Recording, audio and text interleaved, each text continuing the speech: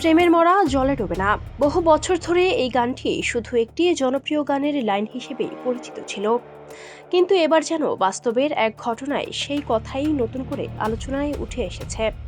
সামাজিক যোগাযোগ মাধ্যমে অনেকেই বলছেন গানটি যেন সত্যি সার্থকতা পেয়েছে। ভাবুন তো, দুজন মানুষ হাত ধরে বাড়ি থেকে বেরিয়েছিলেন একসঙ্গে মৃত্যুকে বরণ করবেন বলে, জীবনের সব হিসাব একসঙ্গে শেষ করে দেবেন, এমনই ছিল তাদের সিদ্ধান্ত। কিন্তু শেষ কয়েক সেকেন্ডে সবকিছু বদলে গেল। ভারতীয় গণমাধ্যমের তথ্য অনুযায়ী ভারতের উত্তরপ্রদেশের প্রয়াগ রাজ্যের নিউ যমুনা ব্রিজে বৃহস্পতিবার ঘটে এই চাঞ্চল্যকর ঘটনা। পুলিশ জানিয়েছে, আনু গুপ্ত নামে এক তরুণ এবং তার সঙ্গে থাকা এক তরুণী আত্মহত্যার উদ্দেশ্যেই সেতুতে গিয়েছিলেন বলে প্রাথমিকভাবে ধারণা করা হচ্ছে।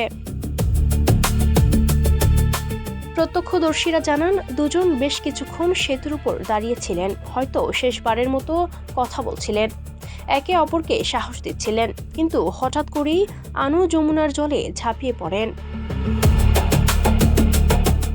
সবাই ভেবেছিলেন পরের মুহূর্তেই প্রেমিকের হাত ধরে তরুণীও ঝাঁপ দেবেন, কিন্তু না, তিনি সেখানেই দাঁড়িয়ে থাকলেন। নিজের চোখের সামনে প্রেমিককে নদীর স্রোতে তলিয়ে যেতে দেখলেন, তবুও সাহায্যের জন্য চিৎকার করলেন না, ঝাঁপও দিলেন না, বরং অবাক করা শান্তভাবেই সেতু ছেড়ে চলে গেলেন। খবর পেয়ে দ্রুত ঘটনাস্থলে পৌঁছে উদ্ধার অভিযান শুরু করে পুলিশ ও স্থানীয় ডুবুরিরা। দীর্ঘ চেষ্টার পর অলৌকিকভাবে জীবিত উদ্ধার করা হয় আনু গুপ্তকে। বর্তমানে তার চিকিৎসা চলছে। তবে এই ঘটনায় এখনো সবচেয়ে বড় প্রশ্ন, শেষ মুহূর্তে কি এমন ঘটেছিল? দুজন যদি একসঙ্গে মৃত্যুর সিদ্ধান্ত নিয়েই আসেন, তাহলে কেন একাই ঝাঁপ দিলেন প্রেমিক? কেন ফিরে গেলেন প্রেমিকা?